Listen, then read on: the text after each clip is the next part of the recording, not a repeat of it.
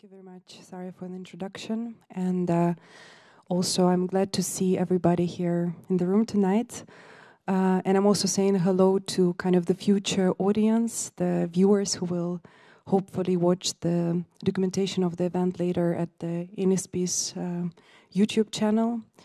And also before the event unfolds and before I can say anything else, I have to share some thoughts.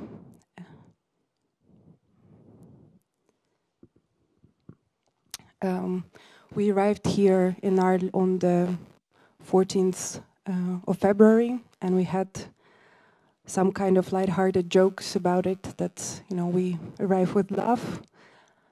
On the 24th of February, Russia started the war in Ukraine. And everything changed, the world changed. It's on our mind all the time, and in our actions. And we want to express solidarity to Ukraine and to also people of Ukraine. And by we, I mean the team that I worked with, FOTODOK, and also me personally.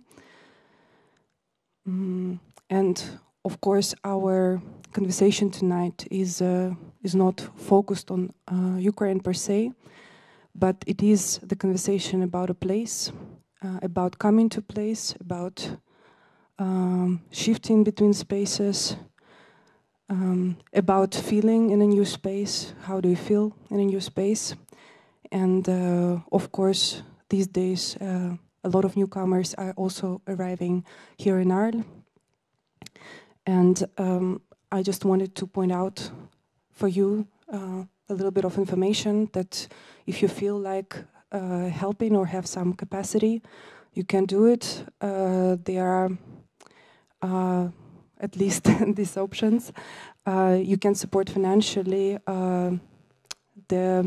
The city of Saint-Remy started a program where they collect money for people who are coming, but also for hosts who are hosting them currently. And if you want to host yourself and if you have that capacity, you can use that email and make it known and welcome people to this place. And we also hope that sometime there will be a place for love and not for war, no war. So it's always awkward to continue the conversation, but we continue right now. And I first will introduce a little bit FOTODOK. I will introduce the artists. Then they will talk about the context of their work and their practice a little bit, and as well as will share their work in progress insights a bit. So you are literally the first ones who are gonna know something about it. And then we also have a Q&A kind of conversation together, and you're super welcome to join, to ask questions, to ask critical questions, and to share your thoughts. So, what is FOTODOK?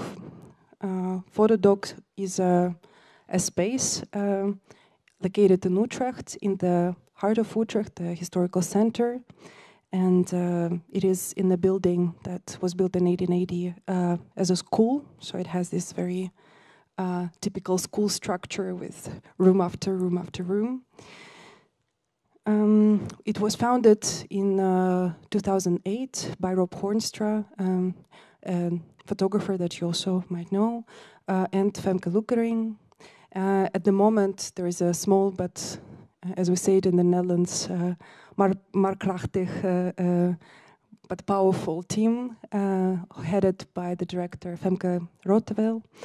And what defines us is our focus in documentary practices, but quite extended documentary practices, including artistic explorations, whenever they have interest in the social issues.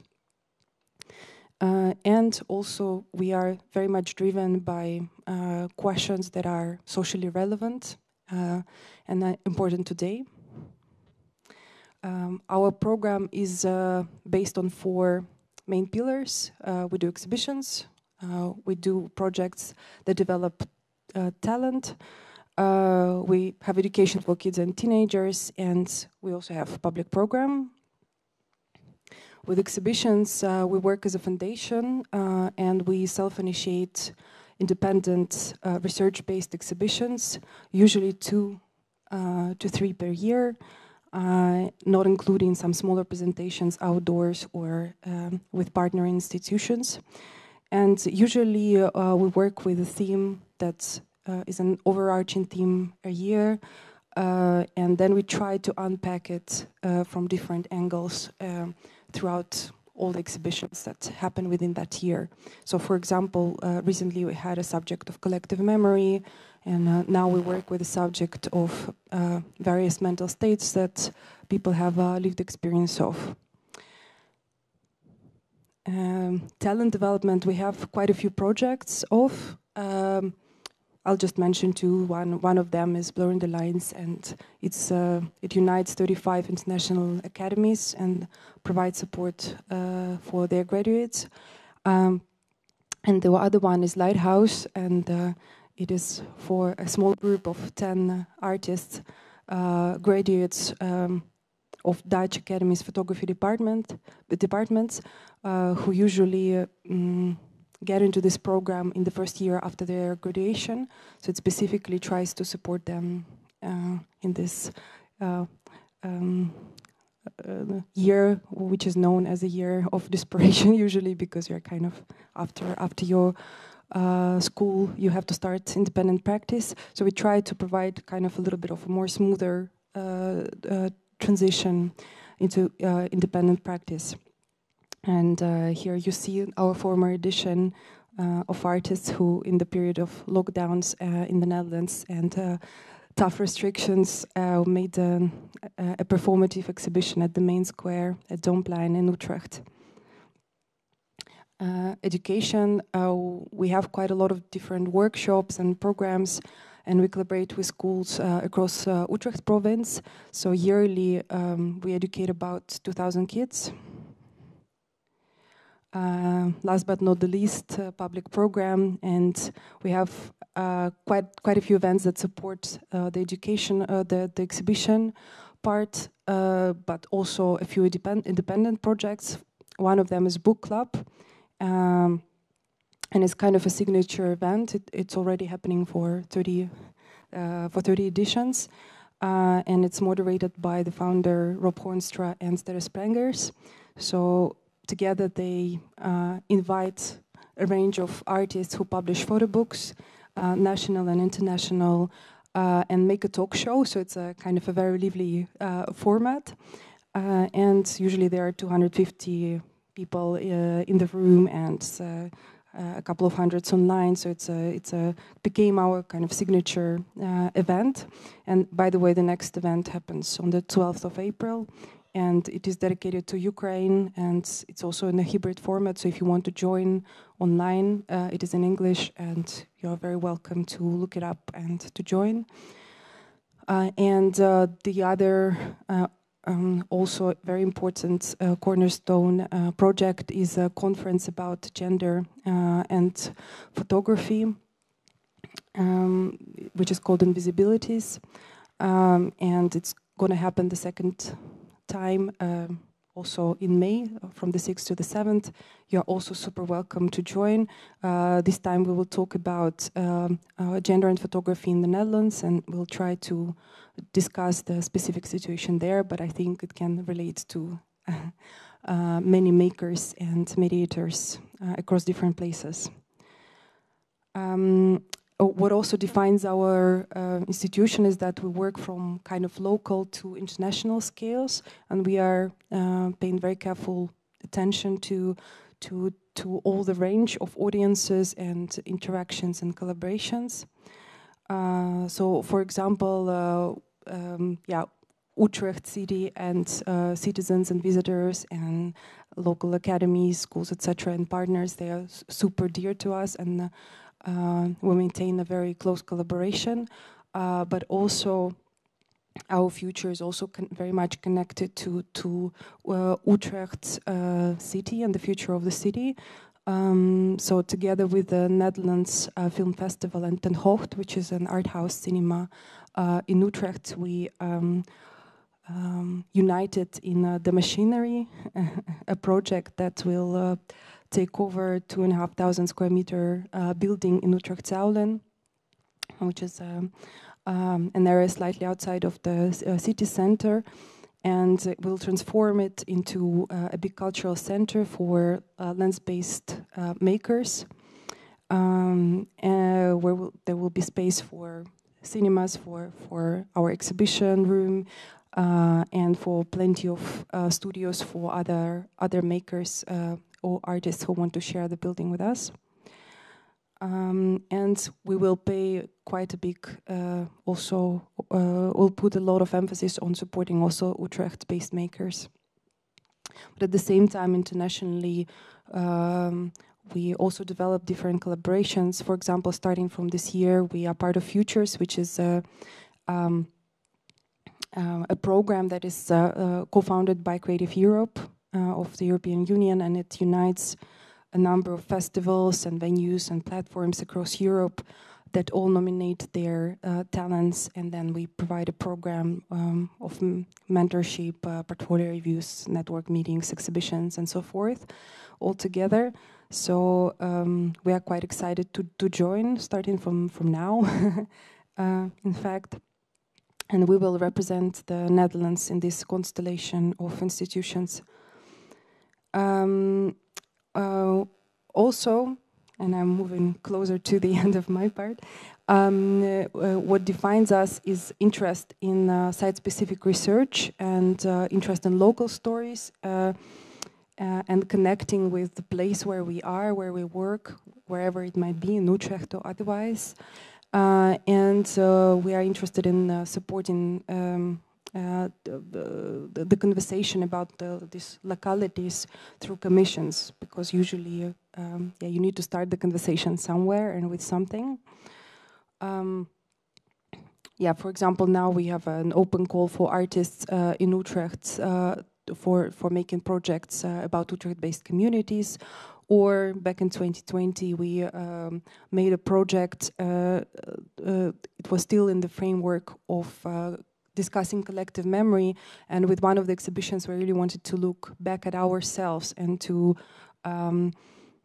create a show that would talk about the collective memory of our own space that we occupy and the building, etc. So we invited Bart Lunenburg, but also some other artists to make research about this location, and that resulted in a show where we met also with Anna Karen Quinto, who is here in the room, and she established the Shelter, which is a new art residency here in Arles, that's literally just launched with our project and with the arrival of Tanja, Sheng, and with Mathieu.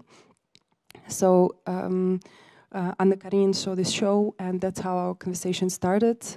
Why don't we create a project which will do similar thing in Arles and will address the locality of Arles, and will talk about subject matter that is important here. That were kind of our starting points to be in a place and to reflect on it, to figure out what are the urgent stories to tell, and what kind of stories it could be, so that they also speak beyond the photography community, for example, but also to local audience, that they're meaningful. So we wanted to talk about the impact of human presence here, and non-human beings perspective, and many other subjects that we will unpack a little bit later. So before I also introduce the artists, maybe Anna-Karin, would you like to say a few words about the residency?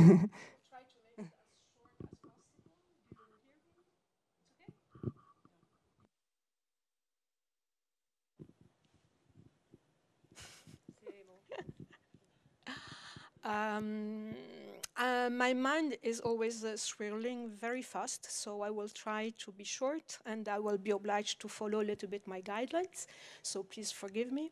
A few days ago, Margot Bonopera introduced you to the concept of hantology, which means that there always is a little bit of past in the present. I've always believed that all our deeds and thoughts contain seeds of future, and I really believe also that we have to be deeply aware of the quantity of future that is settled in all the images we produce and we share. That's why I developed a series of projects. The first one is Le Boudoir 2.0, which is a platform, an experimental platform for critical thinking. And as a continuity, I developed The Shelter, which became a tangible reality last year, and that grow also in the conversation with Daria and with FOTODOK.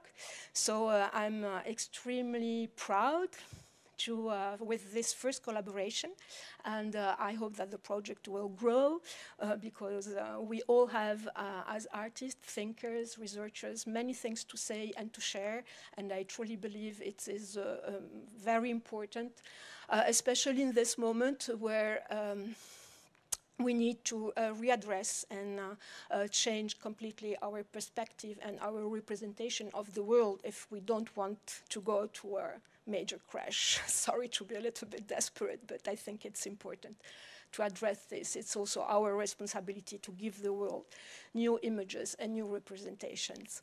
And I feel very, very, again, very proud to collaborate with Daria and the artist, because they have many interesting things to tell you. So I will leave the voice to there.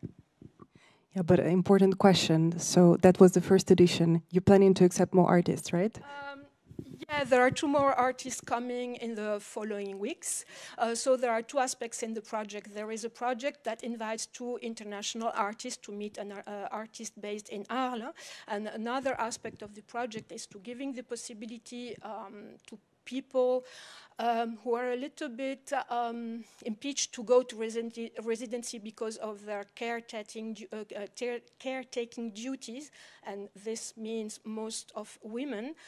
So I'm developing a second part of the project. So for this year, there will be, of course, the collaboration with FOTODOK, and I start to invite a new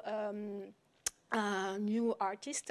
So I will give you the list on Facebook or on more on Instagram right now. So you can follow me at Le Boudoir 2.0, and I will tell you a little bit more in the following days.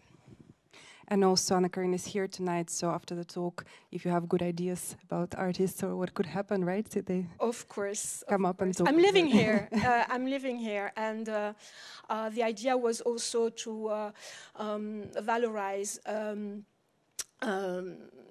the Arlesian territory, because it's a very special territory, what is small enough to be observed, to be easily, let's say, observed, and wide enough to represent all major topics we are facing today from all kind of different approaches. Thank you. So I will briefly introduce the artist here, Sheng-Wen Lo. He lives and works in Leiden. Lo's work investigates the relationships between non-humans and contemporary society. His practice comprises still and moving images, installations, video games, escape rooms, and various other media. He received a master's in photography from St. Joost Hertogenbosch, and the Masters of Science in Computer Science from Computer Music Lab at National Taiwan University, Taipei City. Lo is the creative director of Lightbox, a public photo library, and the Center for Contemporary Photography in Taipei. Sheng is an alumnus from the Rijksacademie for Beeldende Kunst, for visual arts, in Amsterdam in 2021. And his recent works were shown, well, pretty much everywhere. ICP Museum New York, National Museum of Modern and Contemporary Art, Seoul, Korea, Format Photo Festival Derby, Belfast Photo Festival in Belfast, Organ Vida Photo Festival Zagreb, UCCA Center for Contemporary Art Beijing, YUZ Museum Shanghai, National Gallery of Victoria Melbourne, Taiwan Biennale National Taiwan Museum of Fine Arts, Film Photography Museum in Amsterdam, iFilm Museum Amsterdam. That's a selection. Tanja Engelberts lives and works in Den Haag, in the Netherlands. For the past 4 years, she has worked on different projects concerning the offshore fossil fuel industry, and particularly the changing North Sea landscape of oil and gas platforms that are disappearing at the moment. Through this project, she also examines our changing attitude towards this industry. In her artistic practice, she investigates what happens to processes that people set in motion and that have consequences that manifest themselves long after their demise. Engelberts graduated with a master's in fine arts from Chelsea College of Arts, London, after studying sculpture and monumental arts in both the Netherlands and Japan. In 2021, Engelberts finished her 2 years long residency at Rijksacademie, like Sheng, also same year in 2021.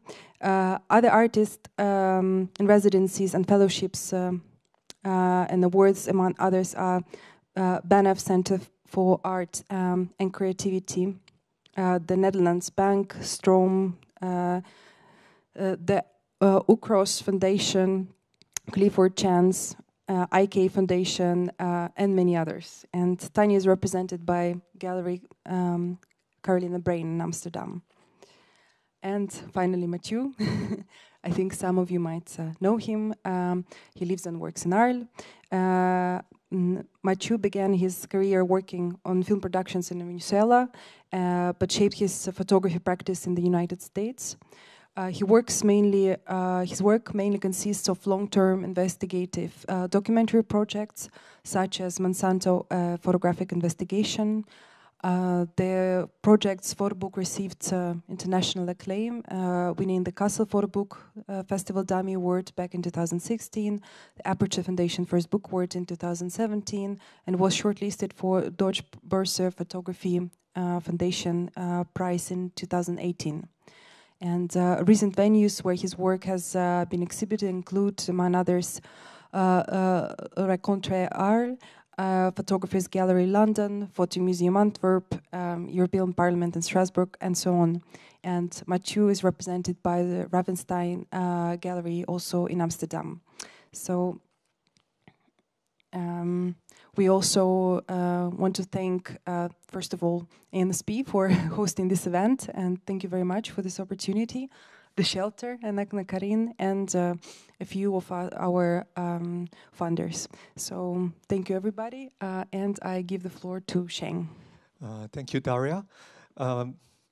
My name is Sheng-Wen Lo, and as Daria mentioned, I work with topics concerning non-humans and societies, so these topics can be a bit stressful or sad, but I like to do it in a fun way. So I will talk about the 2 residencies I did before and what I've been working on in the past 6 weeks. So the first residency outside the Netherlands for me is the Arctic Circle residency, which is a sailing residency near the North Pole. So before every residency, I tend to be very nervous because I don't know what to do, and the same goes for the Arctic Circle residency. So I was thinking what to do to a point that I gave up, because I really don't know what to do in the Arctic. I don't know the Arctic. So I start packing my clothes, and otherwise I may freeze to death. And at that time, somebody recommended a down jacket for me. So I was quite curious about the down jacket, because it was a jacket made with goose feather fillings. And long story short, that I cannot really know where exactly these feather feelings came from, whether they came from kind of ethical sources and also very bizarre sources like live plucking a goose to get their feathers. So I began to wonder, should I get this jacket from a sportswear shop, or should I buy a plastic one instead? But then I came across some geese near my house, and they are white geese or Canadian geese, escaped from the farm or migrating, but they shed a lot of feathers on the grass. So at that time I thought that, hey, well, why not? Maybe I can make a jacket from the feathers that are not from the geese but on the ground that they shed naturally, and make a down jacket to see if I will die in the Arctic. And my friend doesn't like the idea, but I still want to try it. So I surveyed the area in the town, Breda, where I live in the town, and also a bit outside the town. So I know where all the geese are. So I began to collect the feathers.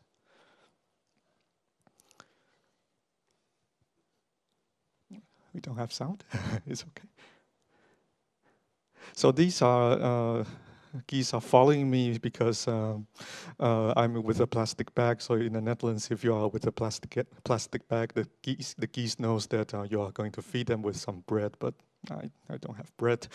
So yeah, if there is sound, these geese are pretty loud, and they actually alert the neighbor. So you see this. This little girl here is actually doing neighborhood surveillance, and she is actually checking this strange Asian dude, what this person is doing in her backyard. And her parents sent her, and she pretend to walk the dog, but in reality, she's really checking on me. So she reports back to her parent now that this person is probably not a threat. He's just picking up some garbage or feathers from the ground. I know that because she come back and she gave me 2 very big feathers.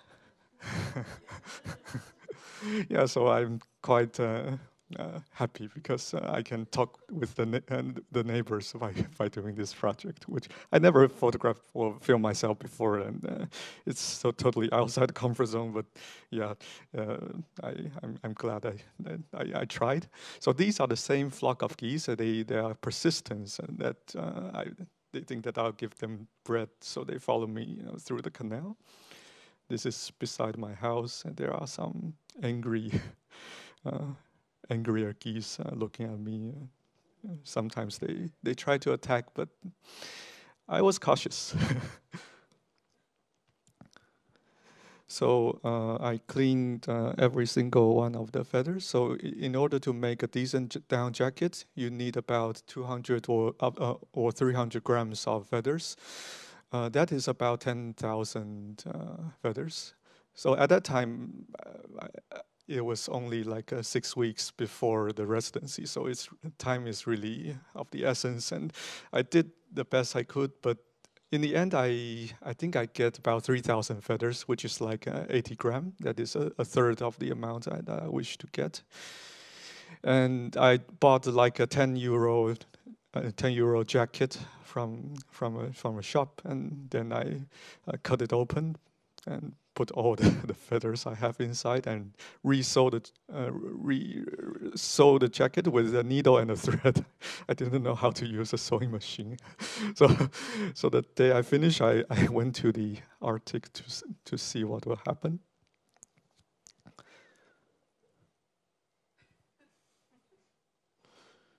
So it was a sailing residency along the island of Spitsbergen. It was Svalbard. So we do landings every day. We live on the sailing vessel, but in daytime we land on the island.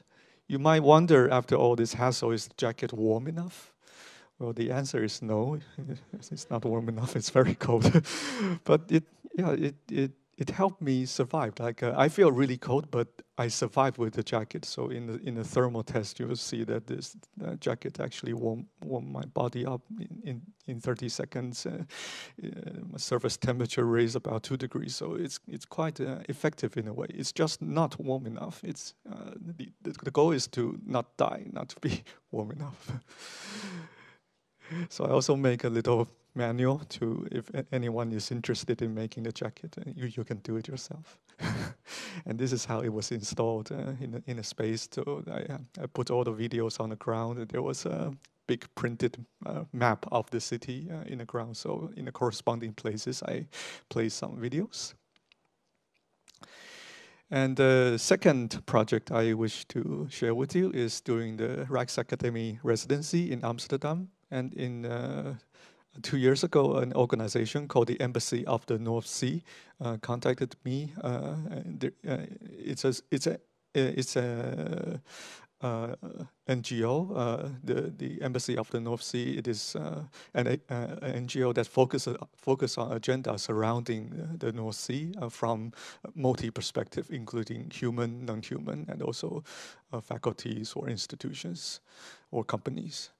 That year, they want me to do something about the European eels, which is this snake-like long fish, which can live up to 80 years, so maybe as long or even longer than human. But this, in this long lifespan, they encounter very strange things that are caused by human. For example, when they reach the Netherlands, they try to get into the fresh water from the sea. They'll be stopped by these very well-engineered hydraulic barriers or dams, weirs, and pumping stations that forms a perfect barrier for these fish. They are also a delicacy in Asia, so they got smuggled to Asia, like illegal hunted and also smuggled to Asia. Last but not least, a lot of water pollution can also be present in the water, which mess with their senses. So throughout their very long lifespan, their life every day is almost certainly quite miserable, a lot of challenges. And they are quite mysterious, and no camera ever captured them in their spawning ground, the area they lay their eggs. Nobody ever saw them. No scientist camera ever captured them mating, actually. So that also means that for this subject matter, it is very difficult to access by cameras. So I was thinking, oh, then what should I do? In the end, I made an escape room, which is kind of like a game. You enter one room from a door, and you try to find the exit. So it's a single-person escape room. You try to escape from this place, and I make structures or contraptions inside that correspond to the miseries of this fish. These are some of the pictures, installations. I'll get to the details later.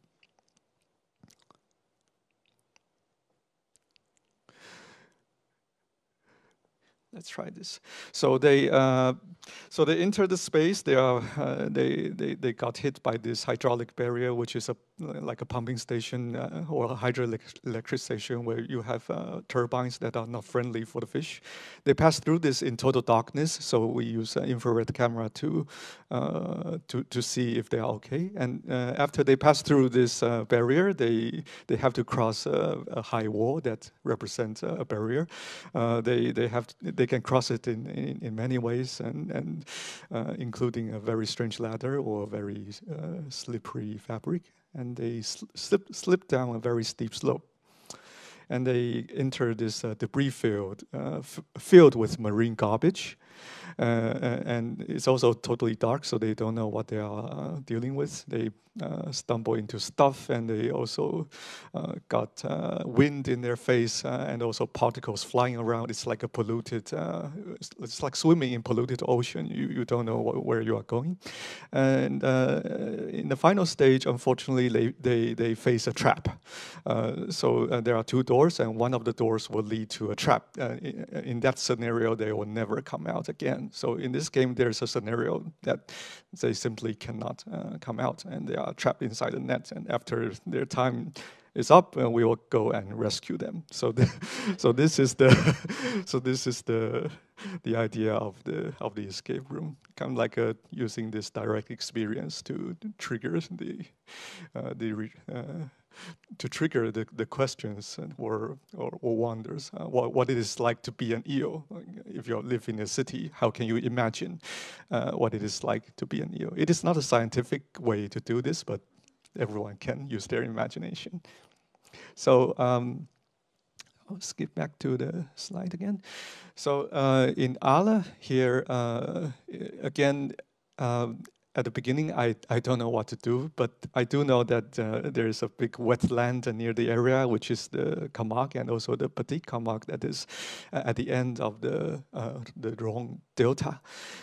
So I was researching online and see what's going on in this region, and I realized that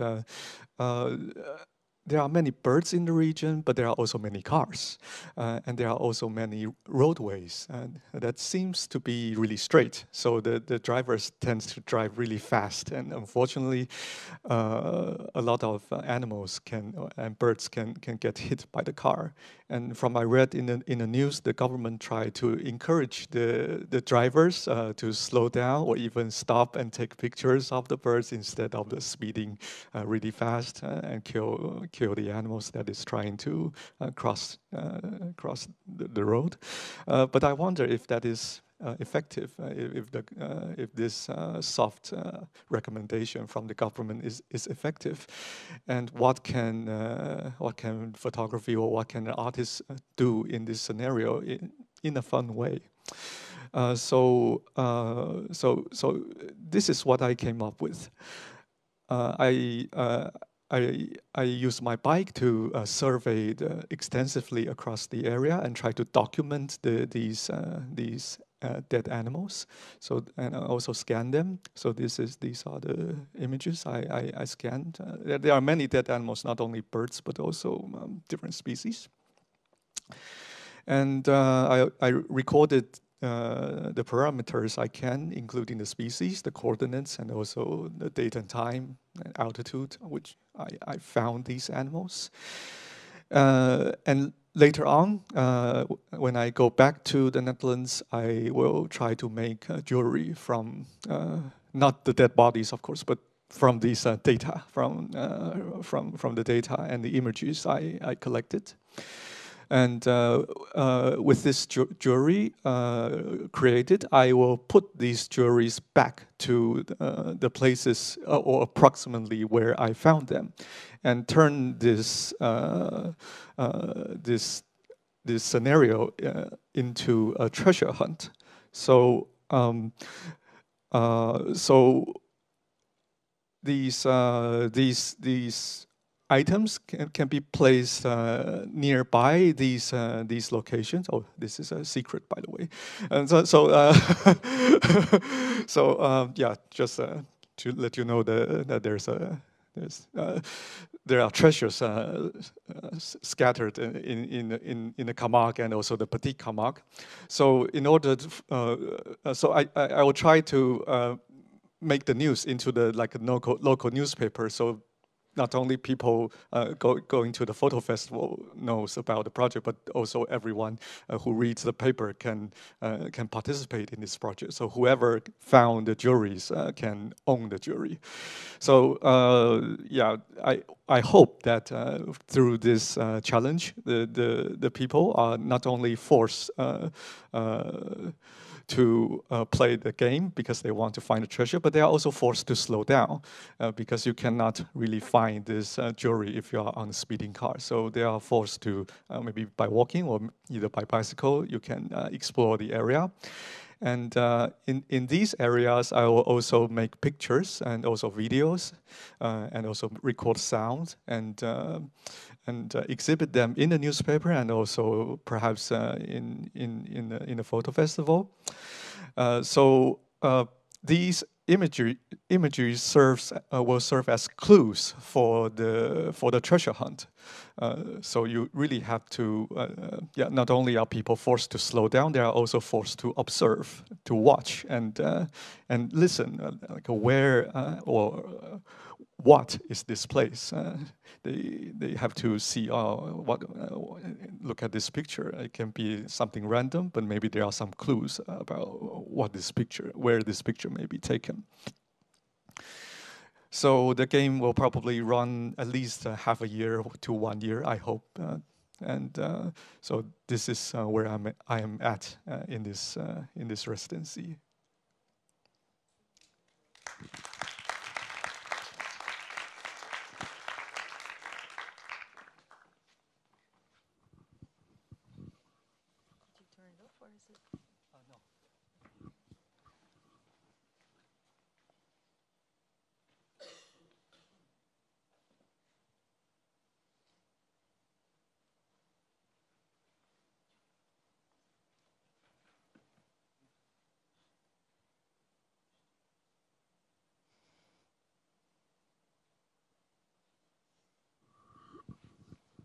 Hello, thank you for inviting me here, and thank you for being here. My name is Tanja Engelberts. I've been working on landscapes, in particular in relationship to the fossil fuel industry for the past 5 or 6 years. I chose 2 projects that I will show today. I come from the Netherlands, and I grew up in a landscape shaped by people, shaped by machines, and I think I'm still really attracted to these places. The subjects that I research are, for instance, this work that you see here is the tar sands in Canada, but also I've spent a lot of time on the North Sea. That's one of the projects I will talk about. But they are also about toxicology in the Netherlands, islands that were built to harbor toxic sludge, which is kind of related to the subject that I've been researching here in relation to the Ronde. And at the end of the talk, I will show a couple of images what I've been doing here. This project that you see here, Petroleum Borealis, started at the residency in Canada, in the Banff Center. Where I researched the north of Canada, where they have the biggest forest in the world, but also they have oil in sand deposits. It's called oil sand, and it's one of the hardest places to get oil, and it's one of the worst kind of oil. It's really low quality. But through the years, they tried to make oil production there, and at the moment, it's towards the North Pole. There's an area as big as a city that is being mined, and in order to get there, you need to destroy the forest. It's a surface mine, so they cut down all the trees and then really try to grab the sand, and then there's a really big refinery system to get the oil out of the sand, and it's especially famous for the Dakota Access Pipeline, because this oil is very thick. It's like it's tar sand. It's really hard to transport, so they need to add a lot of chemicals in order to move it to the United States or to harbors. And I read a lot about these projects, and I wanted to see it for myself. And this project kind of started after another project that I will present.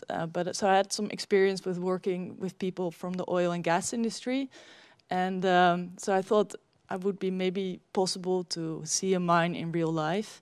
But in Canada, it's very closed off, because the only time these tar sands are in the news is when something goes wrong.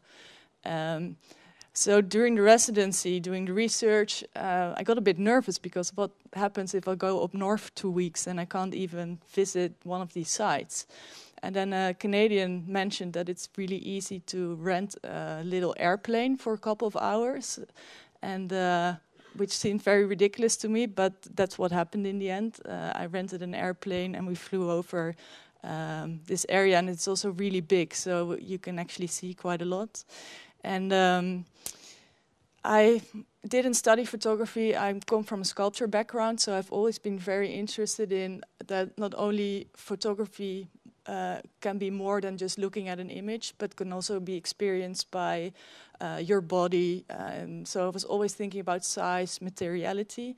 And somebody gave me a sample of the tar sand, and it was very thick, dark sand with a very petroleum smell. And I smelled it, and I really wanted to work with this material. So at the BAM Center, there's a beautiful screen printing facilities.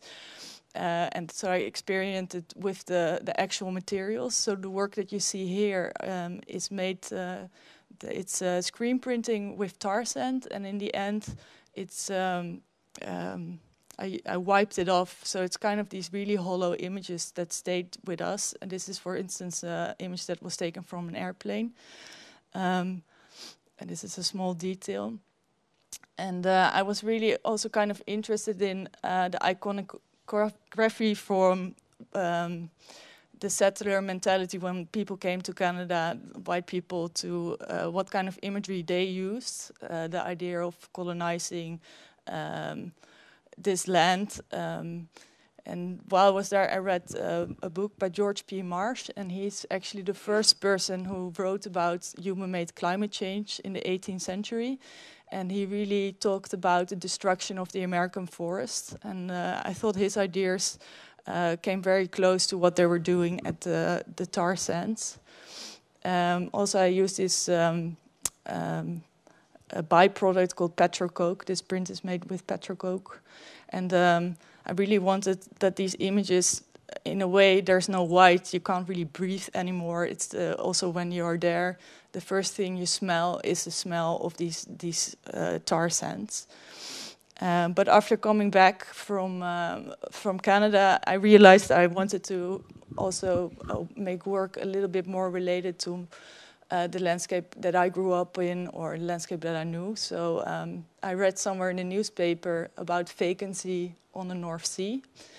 And of course I had the question, what can be vacant on the North Sea? And actually quite a lot. There are 900 oil and gas platforms producing oil and gas on the North Sea. And in the next 20 years, half of them need to be decommissioned, which means that they will disappear. And I think this project started 5 years ago, and I really wanted to see if I can see them in real life, because these places, they are owned by companies, and they're really hard to get to. You need either a boat or you go by helicopter. So I'm also kind of interested in these peripheral places that you're not really allowed to be unless you have business there. And in the end, it took me quite a long time, but I managed to kind of organize my own residency on a maintenance vessel. So I stayed on a ship for 2 weeks, and later on I did more trips with maintenance vessels. And this was taken during the first trip. The photo is taken from the 500-meter circle, and that's the safety zone surrounding the oil platforms. And so there's a whole series of these photographs. And I did a first exhibition at Stichting ECK, which is also a small residency in the Netherlands. But was kind of observational about this idea that an endless North Sea doesn't really exist, that it's really full with ships and structures. So the exhibition was kind of the North Sea landscape, and I used reclaimed metal from operators that built platforms, and slowly the images rusted away. And this is kind of an example of a project. I had the exhibition, then I stopped the project for a bit, I did some other things, and then during my residency at Rijksacademie, I still had so many contacts in that world. I met a lot of people, and I noticed that they were talking a lot about the decommissioning process, the process of taking out the platforms. And I noticed that if I would drive to the sea, a lot of times I would see all these rigs in harbors. So I was really interested, like, what is going on? And of course, with the low oil prices, well, now things have changed rapidly with the war in Ukraine. So it's also very interesting to see if my predictions with this project are actually are going to work out. But the oil and gas production on the North Sea is very expensive because it's very dangerous. You need to bring all the equipment. So the past 10 years have been kind of a slow decline for North Sea oil and gas. But opportunistic as the Dutch are, we have the biggest new economy, which is taking out platforms and decommissioning them, like cutting them into small pieces for recycling. And this is a still from a film at the Rijksopen last year, where I made a portrait of a place where they're decommissioning these platforms. Let's see if the audio works. No. So this is a still from the film. And in the film, actually, the humans kind of disappeared, and it's just these giant machines kind of taking care of our garbage. And there, in the film, I really wanted the viewer to become part of the machine. So there are also some shots where you're almost part of a crane. This is a very silent image. Unfortunately, we can't hear the audio, but there's a choir singing. It's a Dutch choir that sings songs for the Holy Barbara, which is the patron saint of miners. Because I feel like a lot of people kind of forget when they are at sea that they're actually a mining operation. And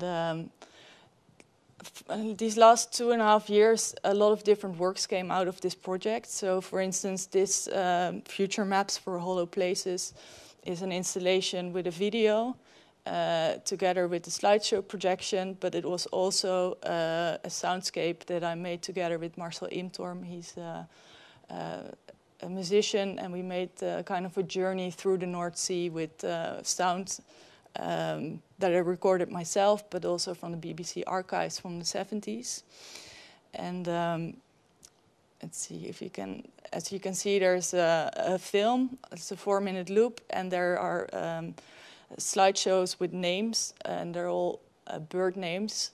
And for a lot of people who don't know, the first time when you see the bird names, you think it might be the drone, but they're actually names of platforms on the North Sea, because Shell used to name their platforms after birds. And I think when people see the name Brent Spar, all of a sudden they can feel that something else is going on.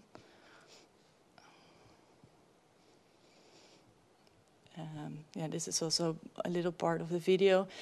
And through this whole process, I met so many people working on the rigs, and it's really a lot of men started when they're quite young, in the 60s when the industry started.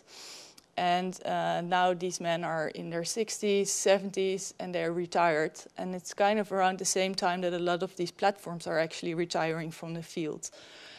So I was also kind of interested in how their attitudes changed towards the industry, what they think now after 60 years of oil and gas on the North Sea. And a lot of these thoughts and descriptions of their life I'm going to put into an artist book, which we're probably going to release next year with the Iris Sky Connection, which is a publisher in the Netherlands. And so when I got asked to do this project here in Arles, I felt this a weird imposter syndrome, because I was like, I don't know France that well. I don't know what I could say about industry in France, but I read an article in The Guardian telling that the Rhône was a polluted river, and that it was I think they called it the nuclear waste disaster, the Chernobyl of France. That was it. And then I thought, well, there's a connection to energy and landscape, and I started researching, and I found this really amazing book that I can recommend to everyone. I'll just, it's called Confluence, The Nature of Technology and the Remaking of the Rhône River.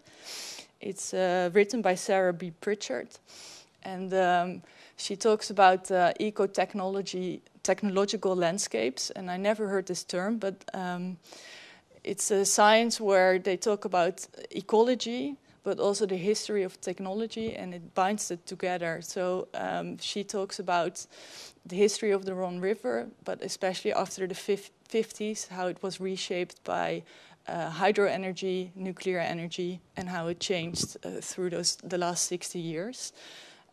So my research was a lot into kind of this Anthropocene shaping of the river. And in the book, they said in the 60s that a big organization declared the river as a dead river, the River Maart.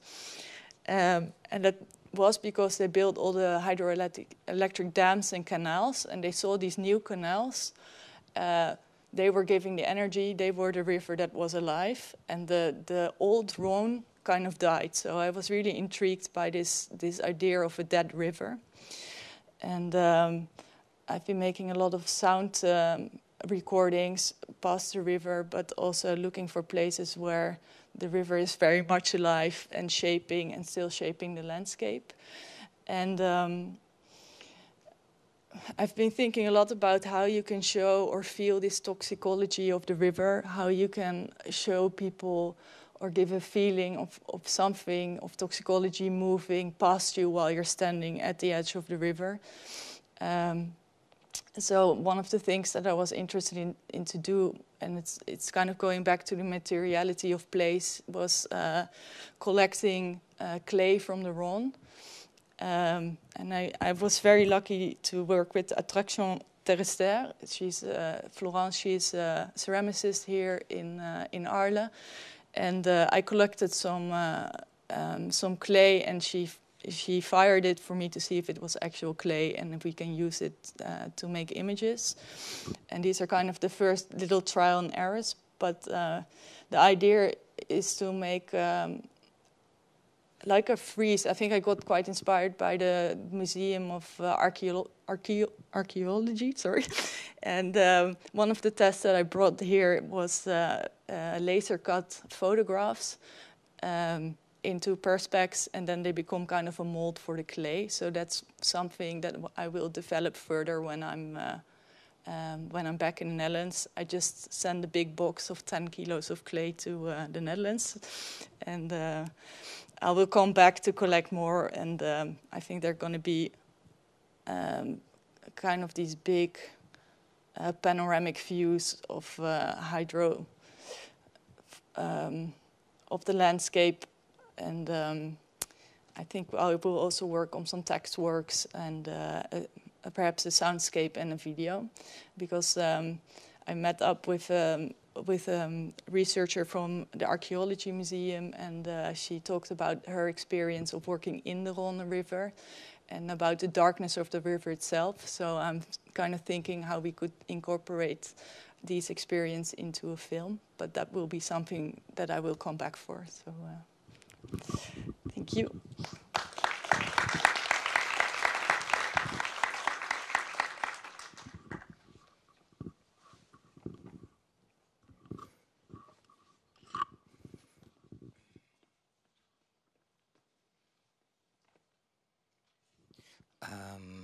Hello, everybody.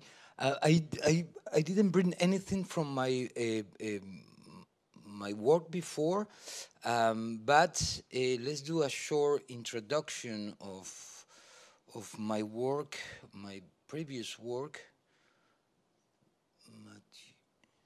I cannot see anything.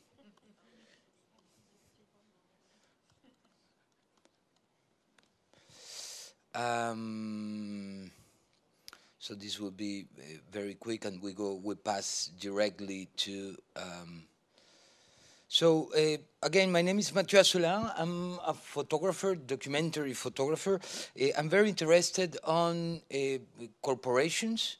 I think corporations are very misrepresented in documentary photography, specifically documentary photography that try to portray the current issues as global warming, for example, but at the same time social issues. So I'm very interested on those structures of power. This is a work I did about how corporations are embedded in documentary photography. I took as an example the HSBC prize. And I'm very interested to see how one of the most corrupt banks in the world today, that is the HSBC, as fact. This is not a crazy long hair lefty thing guy, but is, if you do some research, you understand. So I'm interested in this kind of subjects. This one is specifically, of course, about the medium itself and the world where the medium lives, exhibition, sponsorship, all these kind of things. This is a work I did with Sergio Valenzuela, that was a student here until early this year, PhD student. And we did a series of conferences in les rencontres, during les rencontres d'Arles, of course, of les rencontres d'Arles in my studio, where we invited photographers, curators, to talk about the problematic of big dirty money from HSBC, for example, sponsoring prices and sponsoring photography, where we see many of the problems that they are pushing for all around the world. Another work I did is this work about another corporation called Monsanto. For 5 years, I did kind of an investigation on this corporation. So I photograph, I try to understand the history of Monsanto, to understand who they are today, and maybe what is the future that this corporation offers. The result of this work is, first of all, a book published by Actes Sud and Kettler in Germany. And of course, we have now the second edition of the book that is smaller, cheaper, into language. And of course, exhibitions, in les rencontres d'Arles, in FOMU, Photo Museum in Anvers, a Photographers Gallery, the European Parliament, Hasselblad Foundation, so on. Also, the work was a couple of years ago in Les Rencontres d'Arles, again, but as a book this time. Martin Parr selected the book as a nice book, I guess. So this is a little bit what I do. Now I think I'm going to go straight to what I'm doing with the residency here in Arles. So let's start from the beginning. My presentation is not as beautiful as Sheng and Tanja, but I hope you understand what I'm trying to do. Diaporama, perfect. So I was very, as them, I was kind of lost. I didn't know how to start. I didn't know what to photograph. I have completely crazy stories that I got, ideas that I got very excited about it, completely ridiculous ideas, like throwing a magnet into the river and try to see what I can fish. And all these ideas, little by little, I understood that they were completely stupid. They were fun, but I don't know, didn't go through. And I decided to focus in maybe what I know to do better, or at least kind of better, that is to focus on corporations and social and ecological problems. So I decided to focus on a company that I've been very intrigued about it since I'm here. I moved 5 years ago, and time to time we've smelled this horrible odor in the city, and I always was wondering what was that, and I discovered that was this paper mill factory in Tarascon, not very far north from Arles, and so I started a long time ago searching into it. But again, I live here, so it's like the people who live in Paris that never go to La Tour Eiffel, or they will go maybe one day until somebody comes from another country and say, oh, can you take me to the Torre Eiffel? So this residency was a little bit that. So it really pushed me to get into this project. So I'm interested on La Fibre Excellence, that is this big mill, paper mill factory. The story is important to mention this called La Tarasque. La Tarasque is a monster that lives in Le Rhône. It's half a turtle, half dragon, and it's a mythology from Tarascon, exactly where this factory I'm interested on is. For me, this Fibre Excellence becomes the contemporary Tarasque. You know, it crashed fire and killed people. So it's been a little difficult for me for the last 6 weeks because I've been traveling a lot for other works, teaching and conferences and blah, blah, blah. So I've been very slow, but the interesting part is that this time allowed me to understand exactly what I want to do and how I want to work. So for the next 3 weeks, I will focus directly on this work to try to finish. So what are you going to see are some tests and ideas of how I'm going to put together this project. So of course, who speak about contamination, speak about air, land, water, but also light and noise. So I'm trying to portray, to represent this factory in all these different angles of these different type of pollutions. And here, for example, maybe I should start with this that shows. So one of the things I did is to set a hunting camera. It's kind of, I'm hunting for this monster called La Tarasque. That is this factory. So I set up a hunting camera that is taking pictures every 10 minutes, and it will take pictures for the complete time I will do the residency. This is me adjusting the camera. There is always, and this is the tree where the camera is. So I all the time need to go and climb that tree to pick up the SD cards and put a new one. And this is the time lapse. Of course, I have almost a month of one picture every 10 minutes. And I want to tell you why I'm interested with that for this type of. So every 10 minutes, pop, it takes a picture. This is many, I think 2 days or 3 days put together.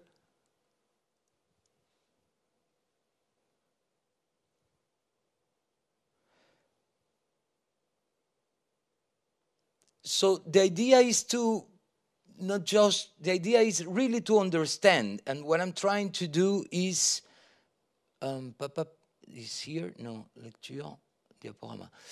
What I'm trying to do is really to understand this factory and trying to understand all the type of pollutions they do, of course, in a visual and aesthetical point of view, but at the same time in a scientific point of view, to really have data. So I got together with an association called Les Flamands Roses.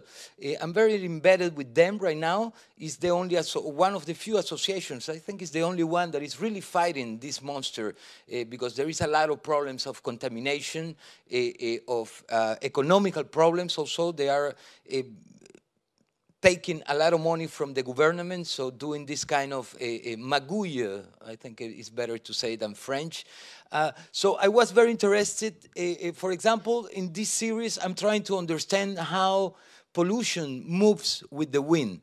So, of course, this is just 24 hours of pictures, or maybe a little bit more, but the idea is to have 3 months of a picture every 10 minutes and understand with the pictures, seeing where the pollution goes, and at the same time go in the database of wind.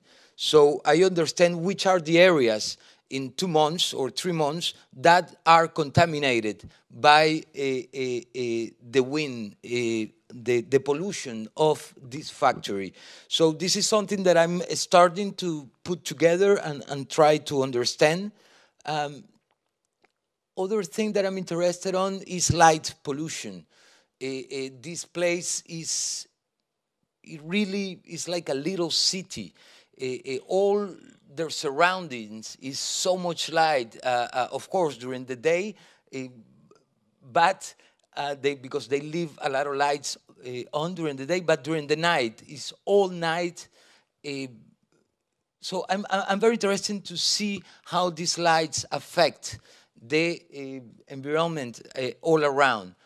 So this is one of the first pictures I took, but what I'm doing is I'm taking pictures with the factory in my back and trying to photograph the landscape as I see it, as much as I can. So you can see this is not overexposed. This is really, when you get there, is that clear, the way you see in the middle of the night. At the same time, I'm using, of course, data to understand how big is the light pollution and how important is the light pollution. The idea is after to get together with scientists to understand how this light pollution affects not only humans living around, but at the same time biodiversity, insects, birds, plants, etc., etc. And of course, I'm very interested on air pollution, and this is one of the biggest problems. So what I do is, I should have put this picture. So all this data is data pollution that I recollect with this little pollution sensor that has been traveling with me since I started the project. And this sensor, what it does, it maps where I go, and at the same time, it gives me live data of the pollution in that place. So for the last 3 weeks, each time, or 4 weeks, I go around to take pictures, so to recollect my pictures from the hunting camera. I always take that device. As you can see, this is Arles, and all around the factory in Tarascon, you can see the levels of pollution. Of course, green means is okay, and you go to purple, is very high type of pollution. So it measures many different type of pollutions. Of course, this is a very small device, but it can give a very good idea of the levels of pollution. The idea is, this is a screenshot from my phone, but I can download all the information, and all the information you see there is all my trips until that day. That information need to be processed, and I need to figure it out, not only how it will make sense in terms of information, but at the same time, how this information will be embedded in the aesthetics of the project. So the idea is to work with a designer that I've been working with him for many years in my exhibitions or in my publications. Again, this is testing all these kind of devices to see what is the best way to recollect information. I'm very interested also on, and almost to finish, very interesting on sound. Let me see if, no. I don't know how you put sound here. But it's not sound.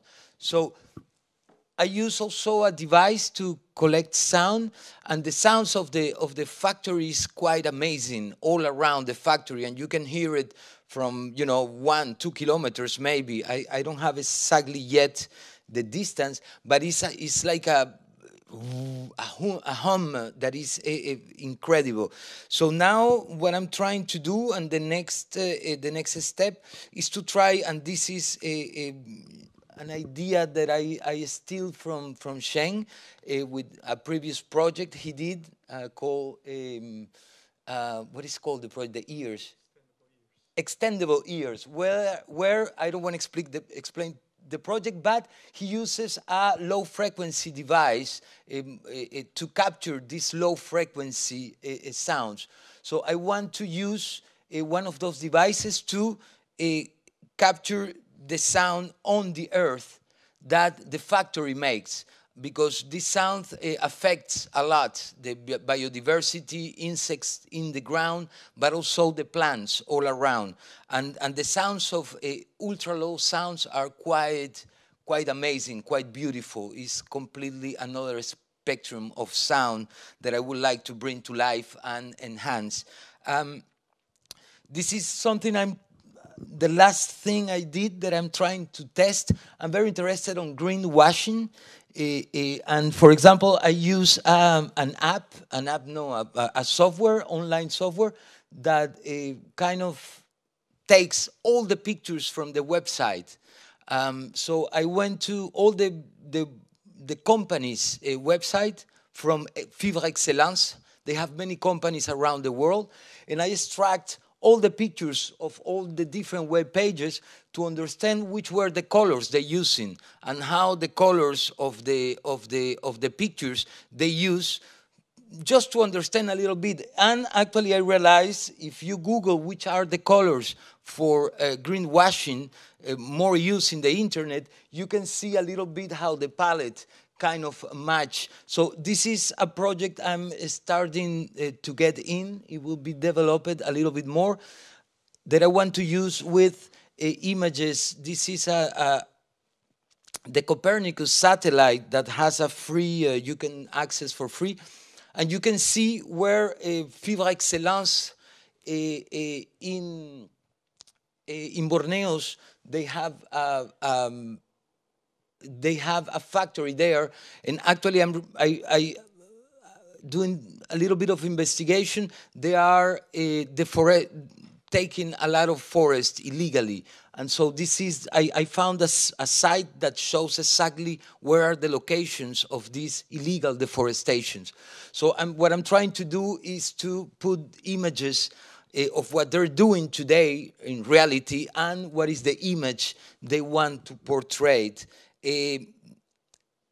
I'm very interested also in biomarkers, in plants, and this is something I need to get into it very soon, is to detect plants that have that let us know the levels of pollution. So I want to go all around with an expert that they recommend me that know these plants, and do a series of pictures of plants where we can locate the pollution of the factory. And to finish, I'm in the next weeks, I will start also doing images with a drone. I want to make a movie with a drone and use sound at the same time, maybe the ultra-low sound to be embedded in the videos. And of course, talk about a doctor that I already have an appointment with to talk about the problems in human health. And that I don't know yet how it will work. But this is pretty much what is going on with this fantastic residency. Thank you.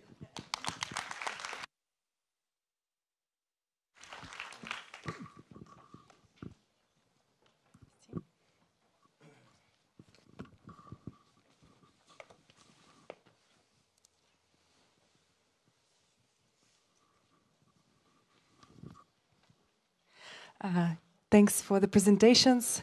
I prepared tons of questions, but then I look at the time and I realize we are quite short on time. So I'll try to be limiting my own enthusiasm, to also let a bit of time for the questions from the room. So I will actually start with referring to what all of you, in a way, were talking about at the beginning of working at art residencies, or actually perhaps with any project. You don't know what you're doing, you are a little bit uncomfortable, you are trying to relate to the place, you're trying to understand what is your connection. And and search for it. And I will first address the question to Sheng and Tanja, and then I'll move on to Mathieu. But actually, all projects you showed in the context of your former kind of practice, they were made in the frameworks of residencies. And I can imagine that every time you start to work on a new location, you I presume here, because maybe that's not the case, but I presume you try to establish a certain sense of place. And here I also refer, it's a kind of a term, by Lucy Lippard and the book The Lure of the Local. But the sense of place, this kind of connection, in your case, momentarily connection that you have to establish to develop a certain sensitivity to a place, to develop reception towards the stories it has. And I'm wondering, how do you do that? How do you establish this sense of space? And how do you, are there any stages that you go through? Or this, if so, then do these stages differ per residency, or is there a certain commonality? So yeah, can you a little bit elaborate on that? And maybe Shane, you can start. For me, it depends on the length of the residency. So like this is a short-term residency, so actually we honestly don't have a huge amount of time to connect with the place. So to be honest, of course I am not as familiar as you with the city or with the surroundings. But for me, there are still some ways to do it. For me personally, the first week I basically don't work. I just prevent myself from working.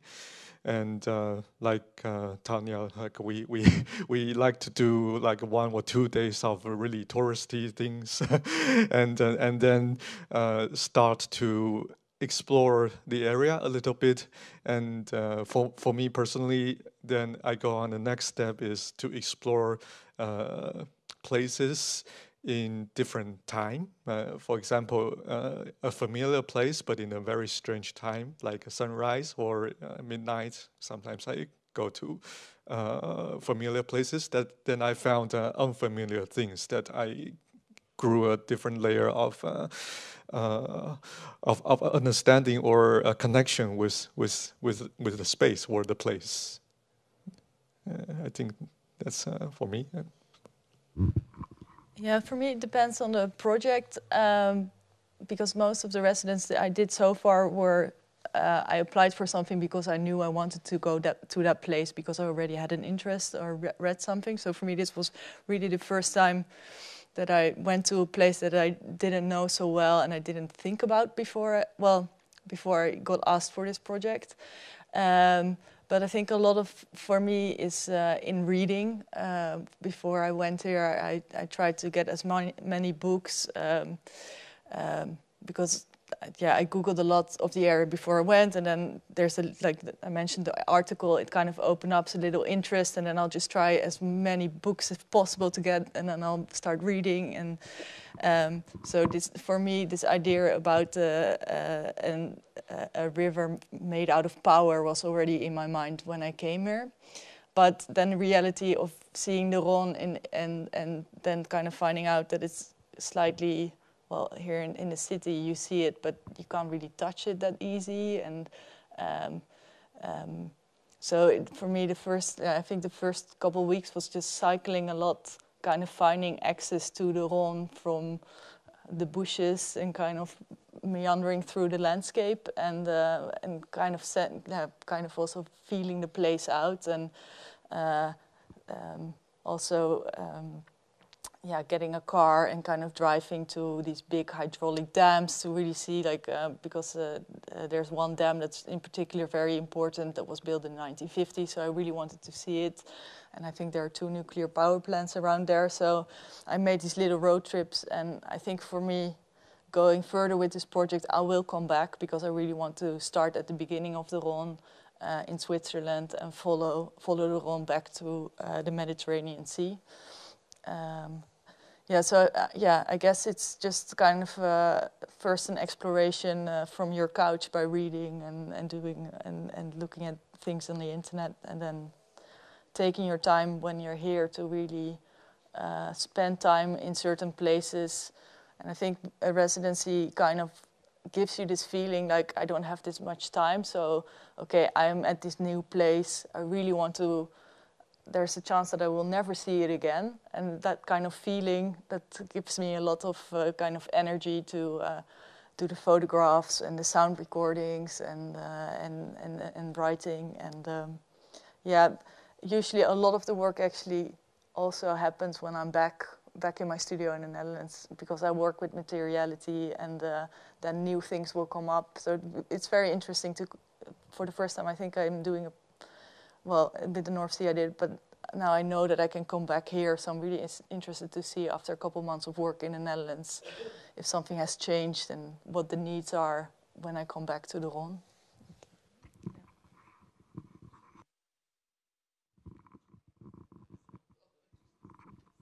Yeah, and Mathieu also, I wanted to kind of follow up with this question with you. And you worked a lot in Venezuela and the United States, everywhere, also on multiple sites, and probably also maybe it's not necessarily art residency format, but still every time you have to establish a certain I don't know, topographic intimacy with a place and understand it, try to understand it.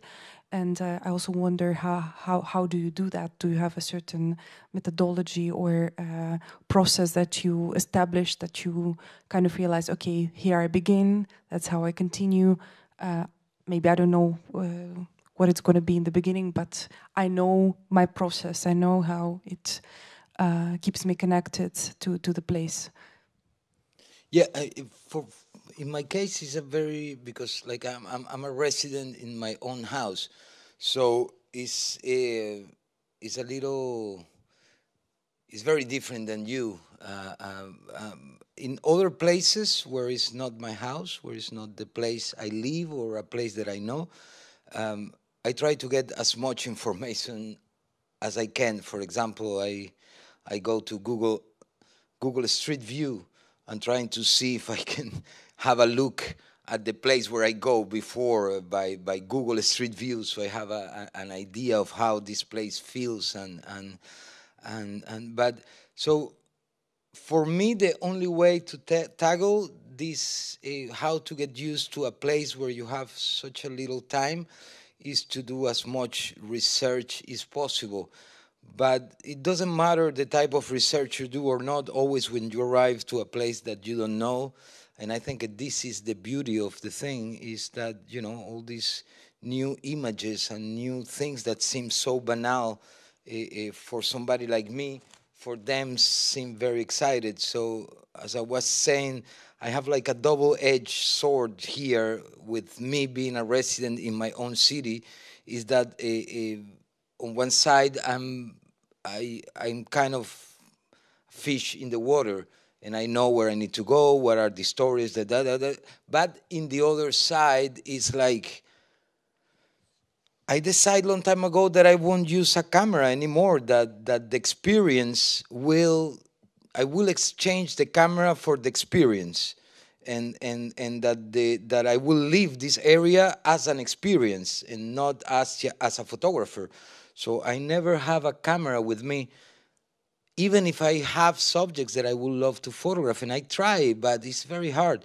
And the beautiful thing is that this residency kind of give me a kick in the butt, and okay, go photograph it, do it. And it's wonderful, because at the beginning I was very lost, and now I really understand how will work and what I'm going to do. And actually I'm very excited.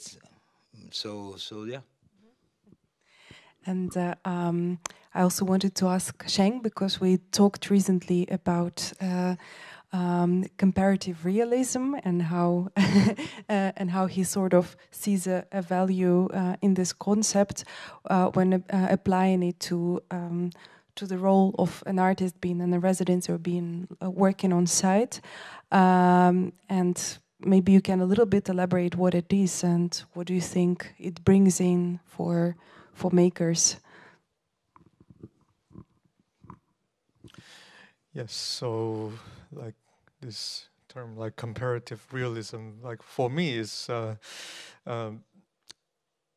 finding something close to a reality through comparing different places. For example, if you grew up in France, for the majority of your life, you may have a certain belief system that things should be this way or should be that way. But maybe you have the experience of living in another place for a short while. Then you found out, hey, maybe there are other ways to live. Hey, maybe there are things that France do not have. Maybe there are concepts that you are not familiar with. So you compare different places and then you gradually expand your idea of reality. So for me, yeah, it's also kind of like a useful tool if I try to explore this place. For example, I lived the majority of my life in Taiwan, and when I moved to the Netherlands, of course, there are a lot of things that the Netherlands have, but not in Taiwan. But also, I think it's very worthwhile to pay attention to things that does not exist in a certain place. For example, I was surprised when I found out that there's no rock in the Netherlands. Like you cannot find a rock or stone in the Netherlands, and there are like a stone artist try to work in the Netherlands but quit after 1 week. So yeah, so the point is that the absence of things is sometimes more revealing for me than the presence of things. So that's also what I try to look for, what is absent.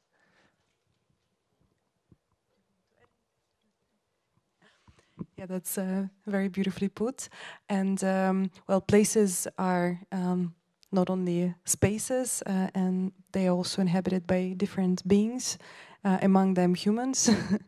And I'm wondering, for people who live in Arles or who visit Arles, what do you hope to kind of open up through these stories, or how do you want people to engage with these projects, with these stories, and maybe learn something and reestablish their connection with their own space as well?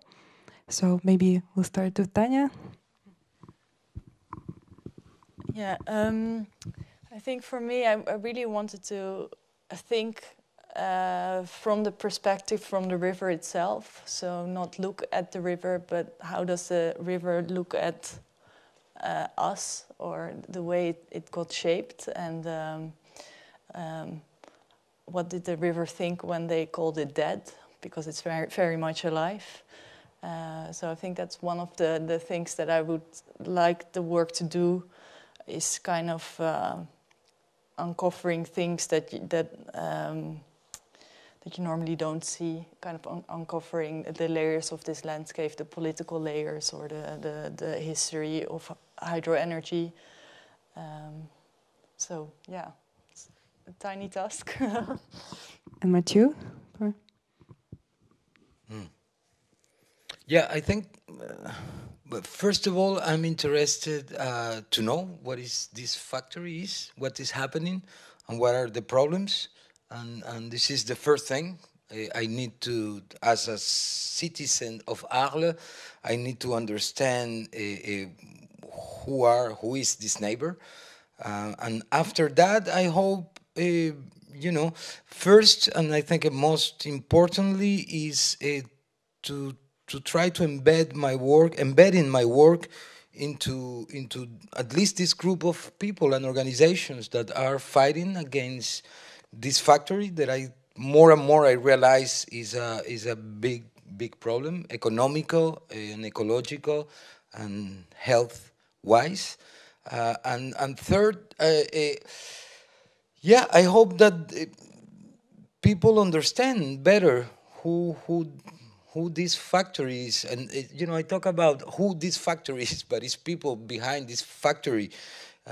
People who live in the other side of the world, and of course people that live and work from the area in this factory. So it's a very complex issue, and it's an issue I hope through my work it can be put in advance a little bit, and people can understand what this place is and what are the risks of having a place like that so close and that function in the way it functions.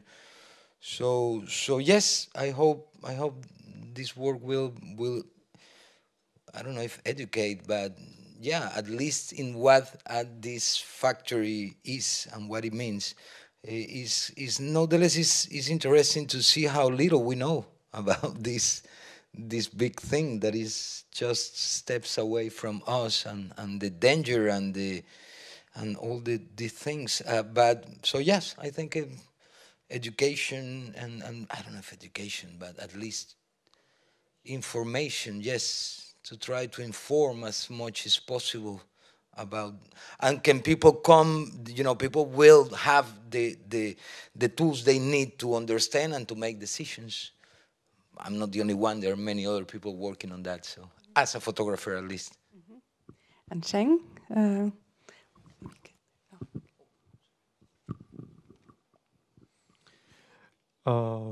For me, I think I would like to create scenarios to allow people or myself to be in.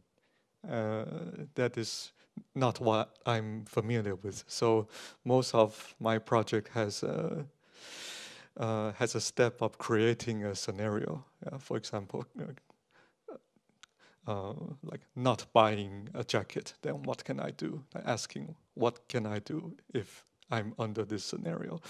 And for this residency in Arles, I create like a treasure hunt game. So it's a scenario in which I can kind of like smuggle some questions into people, including mine's mind. Like without being didactic, without being telling people what to do. For me, it is not about sending information or conveying a conclusion, but trying to raise questions. And the best questions raised are the ones that you come up with yourself. So I create some strange situation, and perhaps I smuggled the possibility for this question to emerge in people's mind. Yes, and I will round up with one question, and that's about the fact that you all work on site-specific research and projects, and they, of course, get articulated and amplified the most when they are shown and discussed in the places where they're created. If we travel a little bit kind of in the future and imagine that we are to present this work somewhere else, outside of our context, how do you think the works will speak to other contexts? Will they speak to other contexts? Will they have their meaning somewhere else? And I see Tanja is taking up on that. I like this idea of, well, everybody has kind of their own local insights. For instance, I made a video of an island that's especially built for harboring toxic sludge from the Netherlands.